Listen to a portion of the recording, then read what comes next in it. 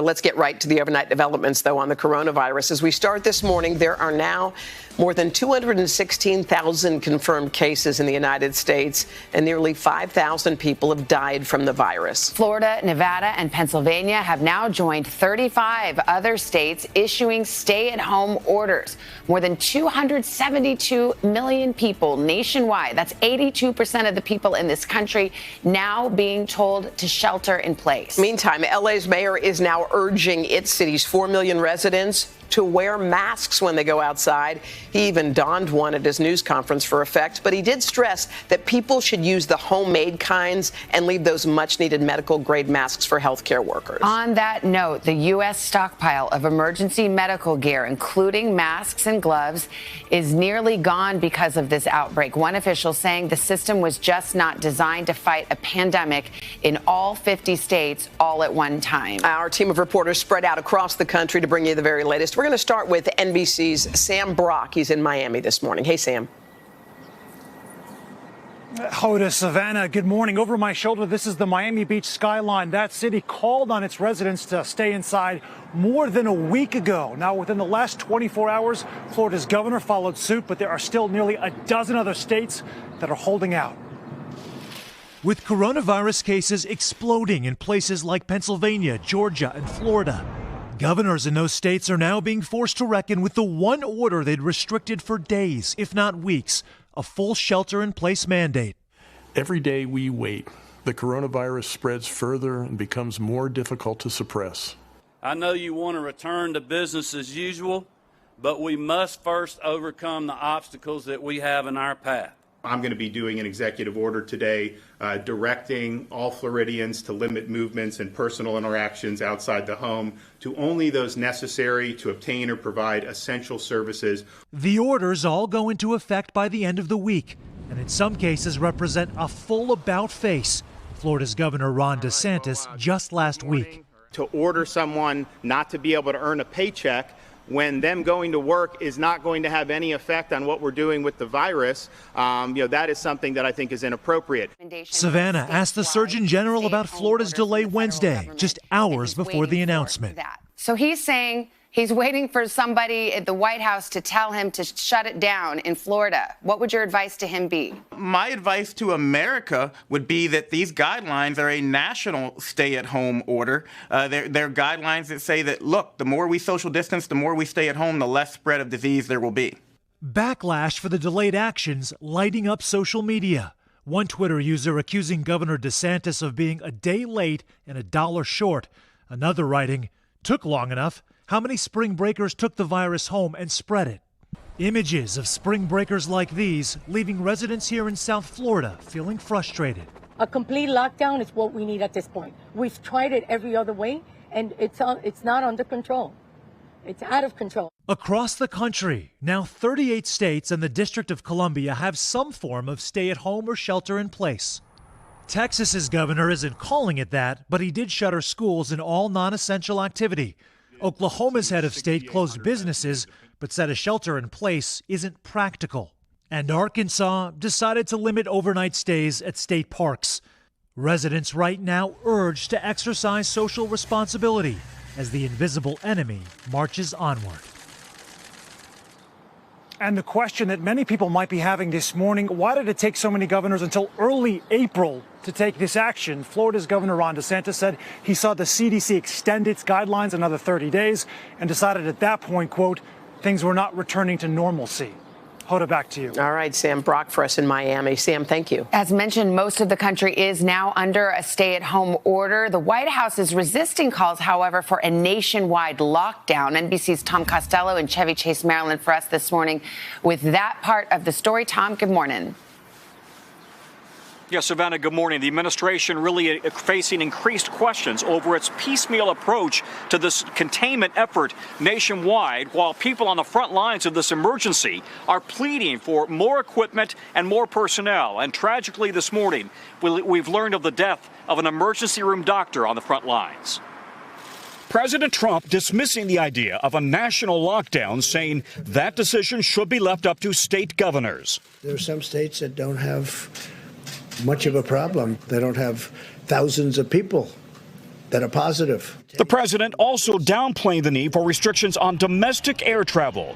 We're certainly looking at it, but once you do that, you really are clamping down an industry that is desperately needed. In hard-hit New York City, nearly 1,400 lives have been lost. Temporary morgues now set up outside of some hospitals. We're still looking for a curve. We're still looking to see where we hit the plateau. The number of hospital beds in the city is also growing, with medical facilities being set up aboard the U.S. Navy ship Comfort, inside the Javits Convention Center, in tents in Central Park, and the tennis center that hosts the U.S. Open.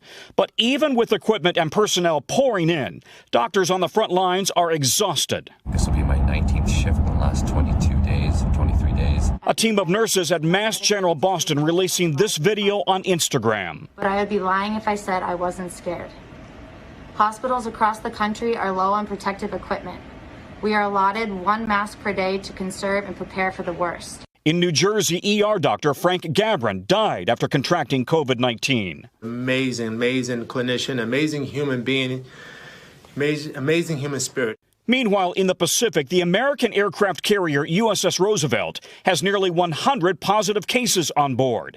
1,000 crew members have now been removed from the ship. Another 2,700 expected to disembark in the coming days.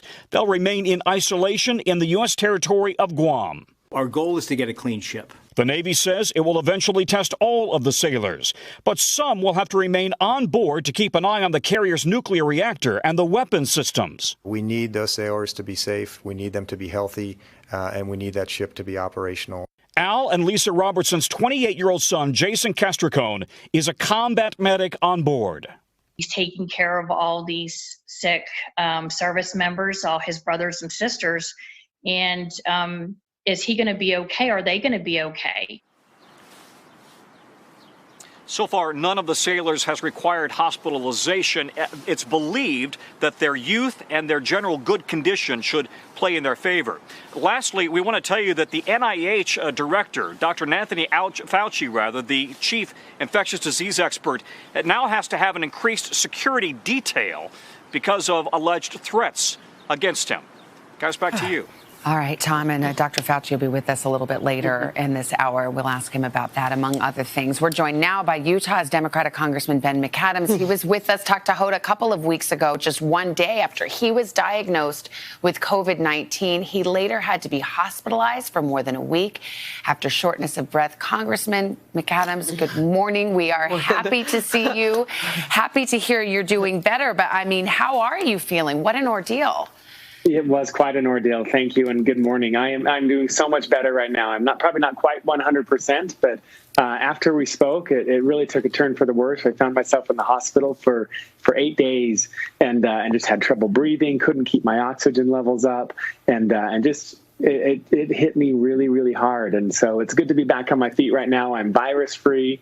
I just left quarantine a couple of days ago. So I know that hug from the family, I was able to get a similar hug. It was so great as I left quarantine, and I'm doing so much better right now. I'm still pretty weak. It hit me really hard. And that time that I was in the hospital, but every day I'm better, and I'm resumed work and back on my feet. Well, this is such a strange disease. Let's talk about the progression of this, Congressman McAdams, because when we spoke, you said it was like the worst cold you'd ever felt. Your chest was tight. You're young. You're healthy. I mean, I think we both thought this was one of those things that was going to end quickly. Yeah. And what was it that made you say to yourself, I've got to get in the hospital? And how bad did it get? So it was Friday night, a couple of days after we spoke, and it just, my breathing just got worse. It got to the point where I couldn't get up out of bed and walk across the room without being out of breath, without panting, and just needing to sit down and catch my breath. And so I called my doctor on Friday night, 2 weeks ago now, and he said it was time to go to the hospital to check in. They monitored my oxygen levels. My oxygen was fairly low, and so they put me on supplemental oxygen and wanted to watch me overnight. Overnight became 8 nights that I was there, and I just never could breathe on my own without that supplemental oxygen and keep my levels up. And so it was quite an ordeal. It wasn't until a week later that my fever broke and I was able to breathe on my own without I was breathing on my own. I didn't have a ventilator, but without the assistance of that supplemental oxygen, and starting to feel better. But it was pretty rough. I tried to talk to my family every day by FaceTime or by telephone, and there were a couple of days there that I really didn't even have the energy to hold up a telephone. I just was laying there waiting for the minutes to pass and hoping that my body would have a chance to catch up. I'm sure you were thinking, I am young, I am healthy, I have every reason to think that I'll recover, but on the other hand, we've all heard the stories of folks young like you who didn't. I mean, were you afraid as you sat there alone? Yeah, last we spoke, I felt like it was, I knew it was going to be a rough one, but I was young, I'm healthy, I have no underlying health conditions, I exercise every day, and so I thought it wouldn't be a problem. And that would be my message to people today, is to take this seriously. You don't know how it's going to hit you, how it's going to affect you, and what the consequences might be. And even if you are healthy and it is just a bad flu, you don't know, if you don't take the precautions, who might you infect and what impact might it have on them. So please take this seriously. Yeah, I was going to say, I don't think there are some people who still aren't taking it seriously. We were even talking about how state by state governors are doing different things in their states. And there's been some discussion of like a nationwide kind of shutdown. Congressman McAdams, do you think that there should be one? Look, I do think we need to take this seriously. Utah's in the category of not having a mandatory shutdown. I would say we're 80% of the way there. Our governor has told people to stay home. It's maybe it doesn't have quite the force of law, but they have asked people to stay home and for non-essential businesses to close. And so, and most people seem to be adhering to that directive. Our major counties do have a shutdown with the force of law. But I think that every state should look at it, and every individual should, whether or not it's required or not, take these guidelines, these requirements from the state, take them seriously, and probably take it a step or two further if you can. Stay at home. Even in Utah's shutdown, you're still able to go to the grocery store. But I would encourage people to limit that to necessary trips, or bundle your trips together so your exposure out in the public is limited. Yeah, because a lot of folks are sick and don't know they're sick. They're not showing symptoms, but they could be spreading it. Congressman McAdams, it is good to see you feeling better. Thank you so much. I'm glad you're reunited with your family, too. Thank you. Thanks again. All right, now to a story we've been following closely. The uncertain fate of 2 Holland America cruise ships with sick passengers on board. Well, this morning, they're now just a few miles off the coast of Fort Lauderdale, but until a final deal's in place, they can't come any closer. NBC's Carrie Sanders has been tracking this one for us. Hey, Carrie, good morning. Well, good morning. We have some breaking news here. This morning, the deal is done. Sources tell NBC News the only thing missing are some lawyers' signatures. Just off the coast, 2,500 passengers and crew here on board those 2 ships, the Zaandam and the Rotterdam, now waiting to come ashore. They have been told to pack their bags, and most will be coming shore in the next 24 hours, maybe even sooner. This morning, the fate of the passengers and crew aboard these 2 cruise ships still unclear. After 27 days at sea, 12 of them confined in tiny staterooms. Hi, welcome to our cabin. Passengers like the Andersons from Ohio. It's about 200 square feet. Hope today is the day their ill-fated cruise from South America to Fort Lauderdale finally comes to an end. You are very close to Florida. I spoke with the Andersons as they neared what they hope will be their final port of call. We feel like there's a very good chance on this, and quite honestly, the tide also seemed to start turning after initially Governor DeSantis said we weren't welcome. With 9 passengers testing positive for COVID-19 and 200 more with corona-type symptoms, Florida's Governor Ron DeSantis had put up a do not enter sign. But Wednesday, we just want everyone to be safe. He dropped his fierce opposition. On board the two ships, 45 passengers who have had significantly high fevers for more than 10 days, like 70-year-old Gloria Weeds and her 75-year-old husband Bill. Anxious family members on shore now believe a hospital ICU is only hours away. I have more hope right now than I have in a long time. You know, time is ticking. Your father has pneumonia. What is your greatest fear? My greatest fear is that he's going to get worse very, very quickly. The cruise line says as many as 9 passengers need immediate medical care. The biggest hospital here, Broward Health, tells NBC News critically ill patients will be transferred to our system. A final exit plan is not yet in place, but Holland America this morning says it already has chartered planes for the nearly 1,000 passengers from Australia, United Kingdom, Germany, and beyond who would transfer straight from the ship to flights for onward travel home. All that's needed now is final approval from Broward County. Holland America says the very sickest on board will not come ashore. Rather, they will be treated on board. Meantime, this morning, there is word now of another ship, the Coral Princess, that also has suspected cases of coronavirus. It's hoping to dock here in Port Everglades on Saturday. Hoda, Savannah. All right, Carrie Sanders, keep us updated on all of it. Thank you. Thanks, Carrie. Let's get our first check of the weather. We say good morning to Mr. Roker. Hey, Al. Hey, Al. Good morning.